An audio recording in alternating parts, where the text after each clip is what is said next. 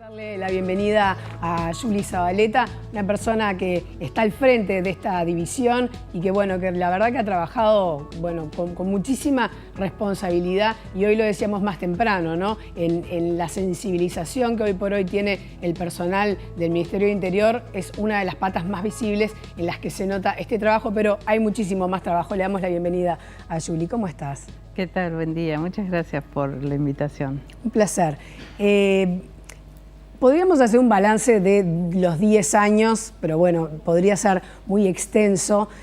¿Cuáles serían los logros que destacarías, digamos, y después vemos el tema de los desafíos y de la situación actual? Bueno, generalmente los logros los veo de acuerdo a los momentos que hemos ido pasando, ¿no? Que cada uno de esos momentos implican montones de acciones. Pero, por ejemplo, cuando recién se creaba la división, uno de los principales problemas que teníamos es que a la gente no se le tomaba la denuncia cuando iba en busca de ayuda. Eso evidentemente cambió. Como les cuento siempre, en el 2005 eran alrededor de 6.000 denuncias y terminamos en 2018 con más de 39.000. Sí, hablábamos de 500%. Un aumento de más del 500%, casi el 600% en realidad. El otro momento era justamente que esas denuncias sean bien trabajadas y que sean judicializadas, porque también pasaba eso. Te tomaban la denuncia y quedaba ahí.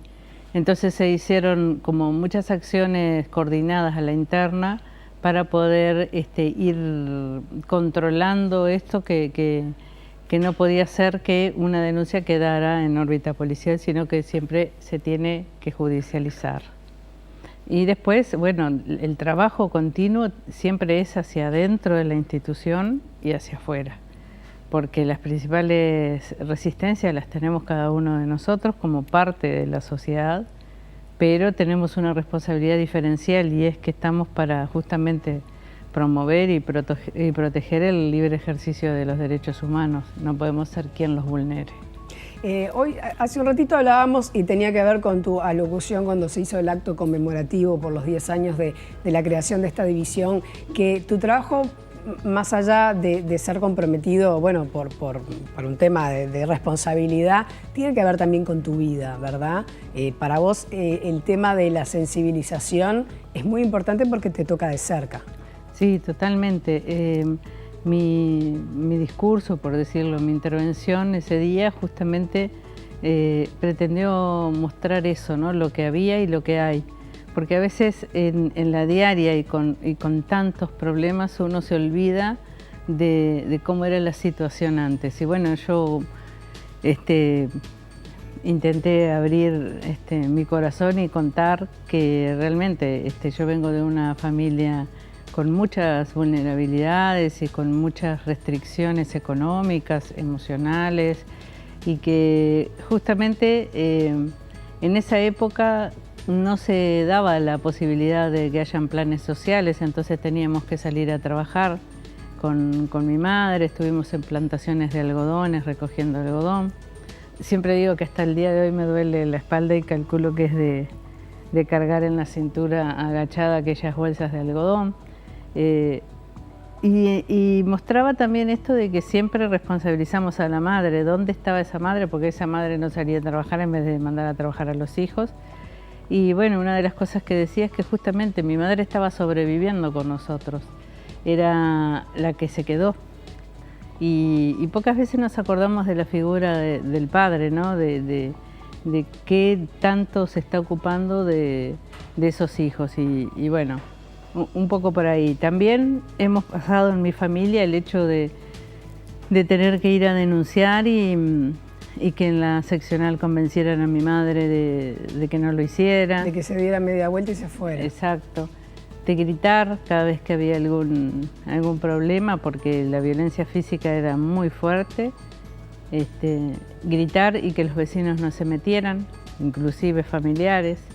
Entonces, esto, cuando me dicen a mí, hay más violencia, y yo digo que no, eso existió siempre. Lo que pasa es que nadie se metía y no tenías la esperanza de que pidiendo ayuda pudieras salir de la situación. Hoy se puede pedir ayuda a la interna de la policía y a su vez la sociedad se trabaja, como tú decías, el trabajo es para adentro y para afuera, se trabaja también en sensibilizar al resto de la comunidad, los vecinos y demás, para brindar ayuda, para acompañar a una persona que está pasando por una situación de violencia.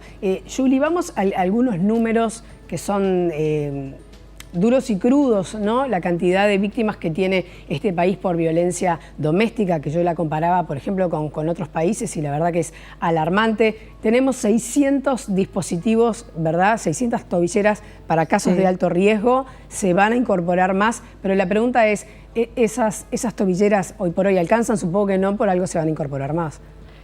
Bueno, lo que tenemos son 600, sí, casos, digamos que son 1.200 personas. Nosotros siempre queremos dejar claro esto, que vos podés fácilmente incorporar más cantidad de dispositivos, pero el tema es que a esos dispositivos y a esas personas se necesita que haya gente detrás, una infraestructura importante para que realmente sea eficaz, que cuando surja una alerta podamos tener una respuesta policial adecuada. Tenemos en este momento 1.200 personas monitoreadas. Claro, recordemos que es de un lado y del otro para poder activar la alarma, ¿verdad? Exacto. Una víctima y un ofensor. Sí.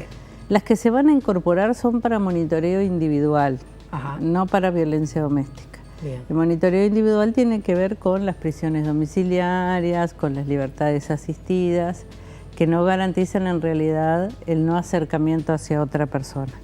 Pero creo yo que igual va a ser de utilidad, porque hay situaciones que ameritan de repente tener una libertad asistida en vez de estar en la cárcel. Pero una de las cosas que nosotros no vemos en general, digo, y que me gustaría resaltar, es el hecho de que las tobilleras son muy importantes en todos estos años. Llevamos 6 años y en todos los casos se protegió la vida de la víctima. Sí. Es muy, muy fuerte. Y eso leía, ¿no? Que hay un 100% de efectividad en que ese femicidio no se cometió gracias a la tobillera, pero de la misma manera que está buenísimo resaltar eso, y sin duda hay que lamentar y también nombrar los casos donde no se utilizó tobillera, pese a las denuncias que se hicieron. Hace pocos días, lamentablemente, tú lo sabes mejor que nadie, murió una mujer policía justamente que había hecho la denuncia y que el matador, su asesino, no tenía puesta la tobillera electrónica. Entonces, sí, yo sé que eso no lo determina el Ministerio de Interior, lo determina justamente el Poder Judicial. ¿Qué sucede ahí? ¿Cuál es tu lectura? Y bueno, tiene que ver con la evaluación del riesgo.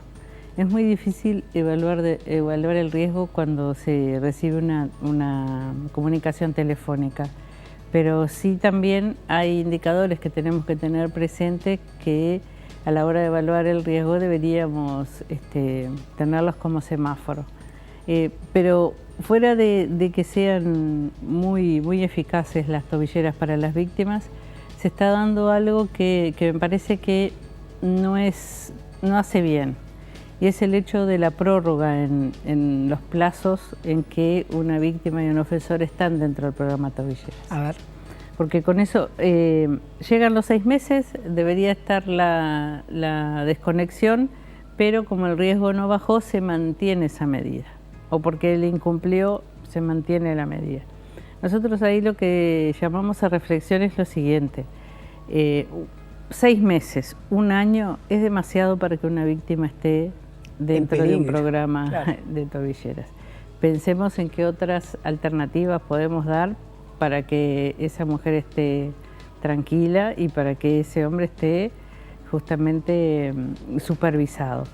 Pero por el otro lado me parece sumamente injusto cuando hay una formalización por varios delitos de violencia doméstica y sus conexos, y de repente se apela a 6 meses de prisión efectiva y 8 meses de tobilleras.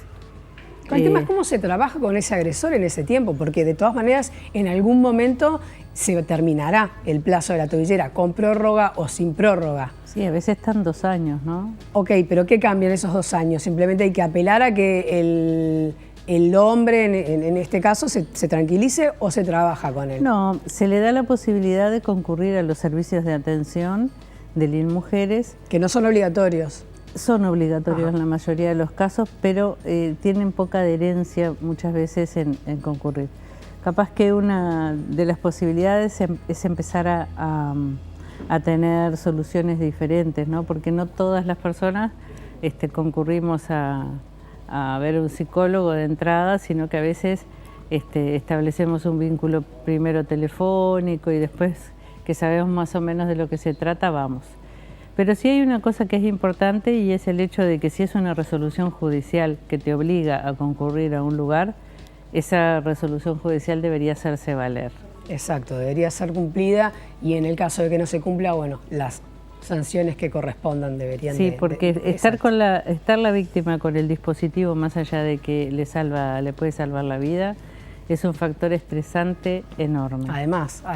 Suena todo el tiempo, no le podés bajar el volumen, no lo podés apagar, pero claro, es lo que le va a salvar la vida. Pero si me das a elegir entre que la persona esté en prisión efectiva y que dejes un poquito más tranquila a la víctima por unos meses más, yo elegiría que le des tiempo a la víctima a poder reponerse. 6 meses, 3 meses, no.